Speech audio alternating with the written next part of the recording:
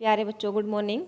8th class की Hindi medium science में हम चैप्टर 4 कर रहे हैं, जिसका नाम है धातु धातु। इसमें हमने कल देखा था कि धातु और अधातु किस प्रकार जल से अभिक्रिया करते हैं। तो हमने देखा था कि धातु जल से अभिक्रिया आसानी से करते हैं। सोडियम तो बहुत तीव्र अभिक्रिया करती है, इतनी तीव्र करती है कि इतनी ज़्यादा मात्रा में ऊष्मा निकलती है कि उससे हम जल जाती है, विस्फोट होता है एक किस्म से। तो सोडियम बहुत अभिक्रियाशील धातु है और यह ऑक्सीजन और जल के साथ बहुत तेज़ी से अभिक्रिया करती है। अभिक्रिया में बहुत ऊष्मा उत्पन्न होती है, इसलिए जल वाष्पों से भी, वायुमंडल के जल वाष्पों से बचाने के लिए इसको मिट्टी के तेल में रखा जाता है। ठीक है, उसके बाद आगे देखा होगा, आपने देखा होगा कि सोडियम जल के साथ तीव्र अभिक्रिया करता है, लेकिन सभी धातु ऐसा नहीं करते। उदाहरण के लिए आयरन, लोहा है ना, जो जल के साथ बहुत धीमी अभिक्रिया करता है।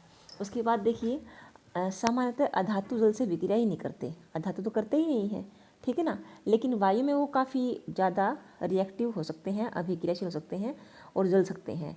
तो यानी कि धातुओं को वायुमंडलीय ऑक्सीजन से बचाने के लिए, अधातुओं को वायुमंडलीय ऑक्सीजन से बचाने के लिए पानी में रखा जाता है। देखो कितनी अपोजिट बात हो गई। अधातु को जलने से बचाने के लिए पानी में रखते हैं, ठीक है ना, फॉस्फोरस को। और यहाँ पर सोडियम धातु को पानी से बचाने के लिए मिट्टी के तेल में रखते हैं, है ना। आगे देखिए, फॉस्फोरस बहुत सक्रिय अधातु है, वायु में खुला छोड़ने पर यह आग पकड़ लेता है। फॉस्फोरस से वायुमंडलीय ऑक्सीजन का संपर्क ना हो, इसलिए उसे जल में रखा जाता है। ठीक है, अगला पॉइंट है अम्लों से अभिक्रिया। धातु और अधातु अम्लों से कैसे अभिक्रिया करते हैं। देखो बेटा, पहले एक पॉइंट क्लियर कर दूं, अधातु अम्लों से अभिक्रिया नहीं करते, ठीक है, क्योंकि अम्लीय ऑक्साइडों की जो प्रकृति होती है वो अधातु ऑक्साइडों की प्रकृति अम्लीय होती है, ठीक है ना। तो अम्ल से अभिक्रिया कैसे करेंगे। तो धातु ऑक्साइडों की प्रकृति क्षारीय होती है, तो अम्लों से अभिक्रिया करके वो लवण बनाएंगे, जैसा कि आपने 7वीं क्लास में देखा था कि क्षार और अम्ल मिलकर लवण और जल बनाते हैं। तो यहाँ पर देखिए, इसमें कुछ आप लोगों को प्रखनलियाँ लेनी है। प्रखनलियों में आपने ABCD नाम लिखने हैं और इसके ऊपर आपने इनमें कुछ धातु और अधातुओं के सैंपल लेने हैं।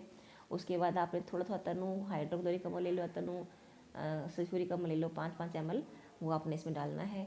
तो आप लोगों ने एक एक्सपेरिमेंट करना है कि आपने माचिस की तिल्ली जलती हुई उसके पास लेकर जानी, प्रखनली के मुँह के पास सावधानीपूर्वक, कि अगर वह पॉप पॉप फट फट की ध्वनि के साथ जलती है कुछ, तो वहाँ पर हाइड्रोजन गैस बनी है, यानी कि वहाँ पर लवण बना है। तो आप पाएंगे कि आपने जिस भी प्रखनली में धातु ली थी उसी प्रखनली में हाइड्रोजन गैस बनी है। तो इससे सिद्ध होता है कि धातुएं ही अम्लों से अभिक्रिया करके हाइड्रोजन गैस बनाती हैं। परंतु यह क्या लिखा है इसने, आगे देखिए एक बार।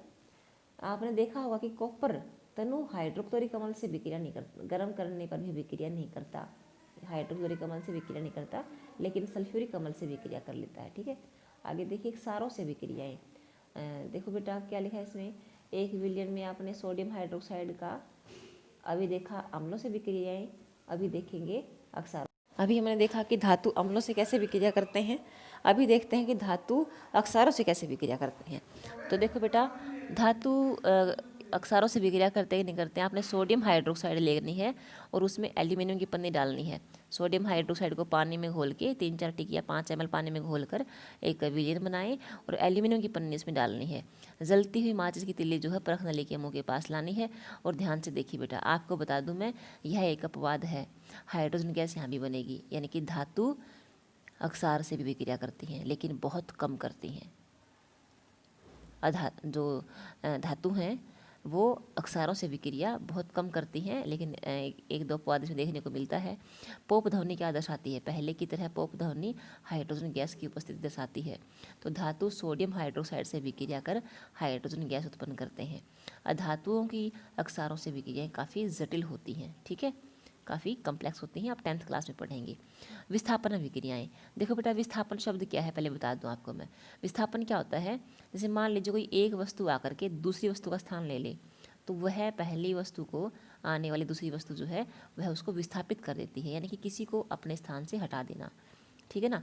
तो इसमें क्या होगा, एक ज़्यादा अभिक्रियाशील धातु आएगी और कम अभिक्रियाशील धातु को उसके विलयन से उसको हटा देगी, ठीक है ना।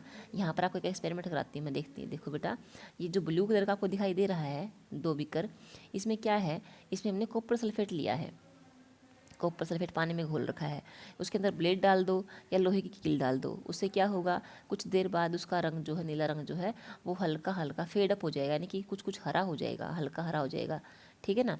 तो उससे क्या बनेगा बेटा, इससे क्या सिद्ध होता है कि कॉपर सल्फेट के अंदर जब लोहे की कील डाली जाती है तो लोहा ज़्यादा विकिरणशील धातु है और कॉपर को बाहर निकाल देता है, और कॉपर सल्फेट से भी बनता है आयरन सल्फेट, लोहे का सल्फेट बन जाएगा और कॉपर अलग निकल जाएगा। और जो लोहे का सल्फेट है उसका रंग क्या होगा, कुछ कुछ हरा होगा, जैसा कि चित्र बी में दिखाई दे रहा है, ठीक है। तो ये जो लोहा है, लोहा हमने 5 बीकरों में डाला है। कौन कौन से बीकर में, देखिए इसने अलग अलग एक्सपेरिमेंट करे हैं। कॉपर सल्फेट में जिंक डाल दिया, ठीक है, कॉपर सल्फेट में बी में क्या किया, बीकर बी में कॉपर सल्फेट में लोहे कील डाल दी, ठीक है। सी में क्या किया, जिंक सल्फेट में तांबे की छीलन डाल दी, ठीक है, आयरन सल्फेट में तांबे की छीलन डाल दी, और जिंक सल्फेट में लोहे की कील डाल दी, ठीक है ना। तो जो ए और बी हैं इसमें कह रहा है कि परिवर्तन हुआ है, जो सी और डी और ई है इनमें कोई चेंज नहीं हुआ। अब देखो कारण क्या है उसका, क्योंकि ए और बी में क्या था बेटा, कॉपर सल्फेट था, और कॉपर सल्फेट क्या है, कॉपर सल्फेट बहुत कम अभिक्रियाशील धातु है इनकी तुलना में। तो कॉपर सल्फेट को आसानी से जिंक बाहर निकाल देगा, लोहा बाहर निकाल देगा, ठीक है ना। लेकिन जो सी बीकर है उसमें जिंक सल्फेट है और उसमें तांबे की छीलन डाल ली है, तो तांबा कम अभिक्रियाशील है जिंक से, तो जिंक अपना सल्फेट नहीं देगा तांबे को, तो सी बीकर में कोई चेंज नहीं आया।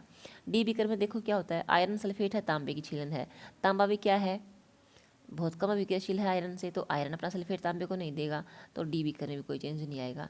ई बीकर में क्या है, जिंक सल्फेट है और लोहे कील डाल दी, जिंक सल्फेट इन सब में से ज़्यादा विक्रियाशील है, ठीक है ना, तो लोहे को अपना सल्फेट नहीं देगा।